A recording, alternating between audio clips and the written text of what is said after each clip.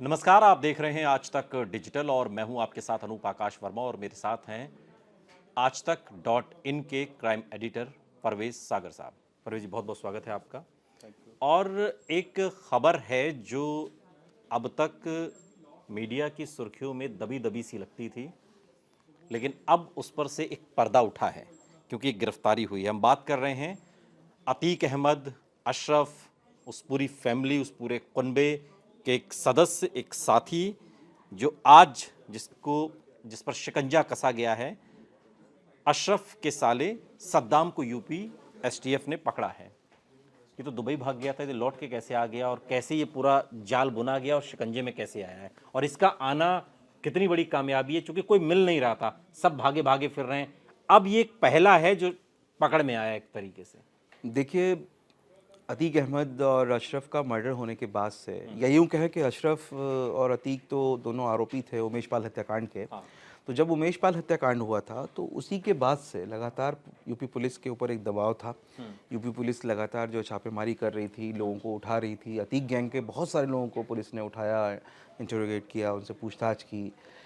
लेकिन सबसे बड़ी समस्या ये थी पुलिस के सामने कि शाइस्ता जो एक अहम मोहरा है, एक अहम किरदार है इस पूरी साजिश में, उमेश पाल हत्याकांड की साजिश का है, या ये जो पूरा गैंग था अतीक का, उसमें जो सेकंड किरदार था वो उनकी बीवी थी शाइस्ता।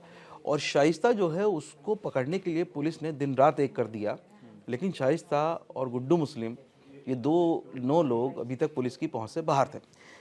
अब पुलिस के ऊपर एक दबाव बना हुआ है, लगातार ये सवाल कहीं ना कहीं कभी ना कभी घूम के आ जाता है कि भाई ये बताइए कि आपने शाइस्ता कहाँ है, जैनब कहाँ है, गुड्डू मुस्लिम कहाँ है।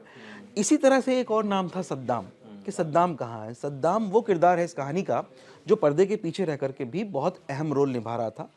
और सद्दाम जो है वो अशरफ का साला था। अशरफ यानी कि अतीक अहमद का जो छोटा भाई था, जो विधायक रहा। अशरफ अहमद अशरफ का साला है, सद्दाम जैनब का भाई। बिल्कुल, जैनब के दरअसल 3 भाई हैं, यानी कि अशरफ के 3 साले, उसमें से एक था सद्दाम। तो जो सद्दाम है, सद्दाम की तलाश जो है वो पुलिस बहुत लंबे समय से कर रही थी। और सद्दाम पर किस तरीके के मामले? मैं उसी पे आपको बता रहा हूँ आपको। सद्दाम का यूँ तो कहीं भी सीधे तौर पे हमने कहीं नाम नहीं सुना, कहीं आया, लेकिन जब इन्वेस्टिगेशन हुआ और जब सारी चीज़ें पता चली, और जब बरेली जेल के, खासकर जब बरेली वाले जेल की जब जांच हुई और वहाँ पे मुलाकातियों की लिस्ट और मुलाकातियों के नाम सामने आए, सीसीटीवी फुटेज सामने आई, तो पता चला कि सद्दाम एक ऐसा व्यक्ति था, यानी कि अशरफ का साला, जो रेगुलर उससे मिलने के लिए बरेली जेल में जाया करता था। और जाया ही नहीं करता था, सद्दाम की हालत ये थी कि सद्दाम ने बरेली जेल में इतना शानदार नेटवर्क अपना बनाया था कि वो जब चाहता था, जिसे चाहता था, जेल में अशरफ से मिलने के लिए भेज देता था। उसने जेल में भी सेटिंग की थी, जेल में मिली भगत की थी, और बाहर भी जितने इनके शूटर्स थे या अतीक गैंग के जो गुर्गे थे, उनसे जब भी कोई मीटिंग होती थी तो वो मैनेज करता था सद्दाम। और सद्दाम का जो रोल है, मैं एक और अहम चीज़ में बता दूं कि सद्दाम अहम क्यों हो जाता है। सद्दाम इसलिए अहम हो जाता है कि उमेश पाल हत्याकांड की जब साजिश रची जा रही थी और जब उमेश पाल हत्याकांड का प्लान बन रहा था, ये साजिश अमली जामा पहन रही थी, तो सद्दाम ही वो शख्स था जिसने शूटर्स को ले जा करके बरेली जेल में उसके साथ, यानी कि अशरफ के साथ, शूटर्स की मीटिंग कराई थी। तो सद्दाम इसमें बहुत इंपॉर्टेंट किरदार हो जाता है। हम अशरफ का मैनेजर कहें तो अतिशयोक्ति तो नहीं होगी? बिल्कुल, सद्दाम उसका रिश्तेदार ही नहीं, सद्दाम उसका पूरा काम संभालता था, क्योंकि अशरफ जेल चला गया था, अशरफ जेल में था, तो जेल में होने के बाद उसका कारोबार, उसका फाइनेंस, उसका मैनेजमेंट। अब परवेज भाई, इसके मिलने से, इसके पकड़ में आने से जो गुत्थी बहुत उलझी हुई है, चूंकि एक किरकिरी भी हो रही है शाइस्ता को लेकर के, जैनब को लेकर के और गुड्डू मुस्लिम को लेकर के कि लोग कहाँ हैं, ये क्या उस किरकिरी को थोड़ा कम करता है यूपी पुलिस की? एक सवाल। दूसरा, ये इससे फायदा क्या होगा यूपी पुलिस को? क्या ये बताएगा कि ये तीनों बाकी लोग कहाँ हैं? क्या इसको जानकारी है? ये बताएगा कुछ इस तरीके के सुराग मिल रहे हैं क्या? देखिए, जिस तरह से इसको पकड़ा गया है, जिस तरह से इसकी गिरफ्तारी हुई है, थोड़ा सा मैं आपको बता दूं कि उमेश पाल हत्याकांड जब हुआ तो उसके बाद जैसे ही अशरफ और अतीक का नाम इस मामले में आ गया था, पूरी तरह से एक्सपोज हो गए थे दोनों, तो तभी सद्दाम और उनके जितने तमाम जो गुर्गे आसपास के थे, वो सब जो है फरार हो गए थे। तो उसमें सद्दाम भी था, और सद्दाम यहाँ से भाग करके दुबई चला गया था। सद्दाम दुबई में है, इस बात का पता तब चला, इस बात का खुलासा तब हुआ जब सद्दाम की बहुत सारी तस्वीरें सोशल मीडिया पे वायरल हुई जो उसने दुबई में खिंचवाई थी। दुबई के अलग अलग ठिकानों पर, अलग अलग जगहों पर, अलग अलग उसने जाकर के कहीं ऐसी जो वहाँ की मशहूर जगहें हैं वहाँ पर जाकर के उसने तस्वीरें खिंचवाई और वो तस्वीरें सोशल मीडिया में वायरल हो गई। और इसके साथ वायरल हुई कि यूपी एसटीएफ या यूपी पुलिस जिन अपराधियों को ढूंढ रही है, जिन आरोपियों को ढूंढ रही है, वो दुबई में खुलेआम घूम रहे हैं। तो इस तरह से यूपी पुलिस के ऊपर एक दबाव भी था। ऊपर ये जो दबाव, हाँ, फायदे की जो बात आप कह रहे हैं कि जब ये अभी लौट के आया दुबई से, पता नहीं ये लौट के क्यों आया, अभी इसका हो सकता है कुछ प्लान हो या इसमें कुछ हो, लेकिन ये दुबई से लौट के आ गया और यूपी एसटीएफ ने इसको दिल्ली से गिरफ्तार कर लिया। अब आपने कहा कि फ़ायदा क्या है, तो फ़ायदा इस बात का कि एक तो यूपी पुलिस पे जो सवाल उठ रहे थे, यूपी एसटीएफ पे खासकर जो इस मामले की जांच कर रही है, तो यूपी एसटीएफ के ऊपर एक सवाल था कि आखिर इस मामले में हो क्या रहा है। ना शाइस्ता पकड़ी गई, ना ज़ैनब पकड़ी गई, ना गुड्डू मुस्लिम का कुछ पता है।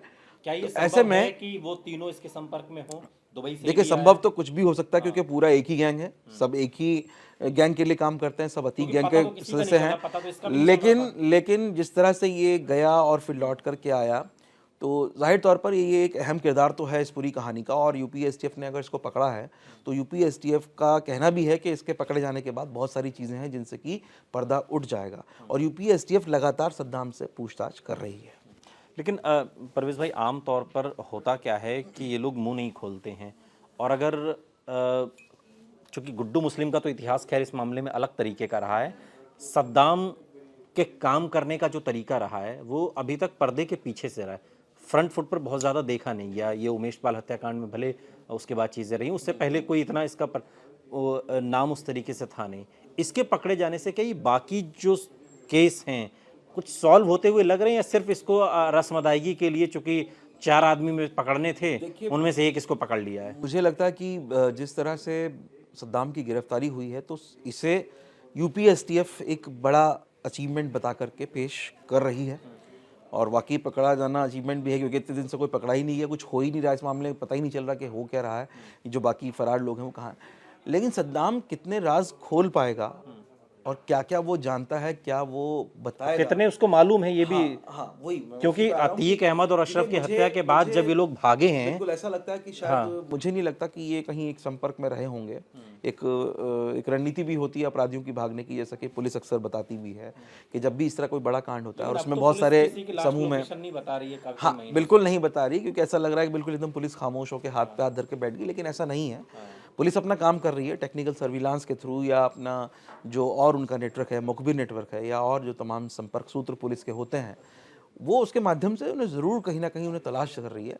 लेकिन हाँ, उसके बारे में बात नहीं की जा रही है। और सद्दाम का अचानक से यूं पकड़े जाना, तो सद्दाम एक क्योंकि बड़ा किरदार है, कहानी के पर्दे के पीछे ज़रूर था लेकिन एक बड़ा किरदार है क्योंकि उस परिवार से सीधे जुड़ा हुआ है। तो ऐसे में लगता है कि सद्दाम का पकड़े जाना यूपी पुलिस को कहीं ना कहीं बेनिफिट देगा और कहीं ना कहीं कोई ना कोई सुराग तो ज़रूर पुलिस को मिलने की उम्मीद है। एक बड़ी कामयाबी के तौर पर इसे उत्तर प्रदेश की पुलिस, यूपी एसटीएफ इसको देख रही है और निश्चित तौर पर है भी, क्योंकि जिन लोगों को पकड़ना है, खासकर अतीक अहमद परिवार के जो लोग हैं, जिसमें शाइस्ता है, ज़ैनब है और उसमें गुड्डू मुस्लिम का नाम है और एक सद्दाम का भी नाम था।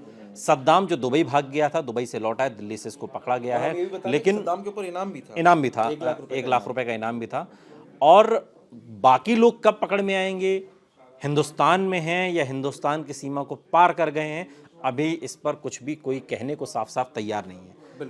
लेकिन इंतजार है कि एक कड़ी पकड़ी गई है, इस कड़ी से कितनी कड़ियां जुड़ती हैं और क्या बाकी लोगों तक पुलिस पहुंचती है, ये देखना दिलचस्प होगा। बहुत बहुत शुक्रिया परवेज भाई आपका। यहाँ रुक रहे हैं लेकिन आप कहीं जाइएगा नहीं, बने रहिए हमारे साथ, देखते रहिए आज तक डिजिटल।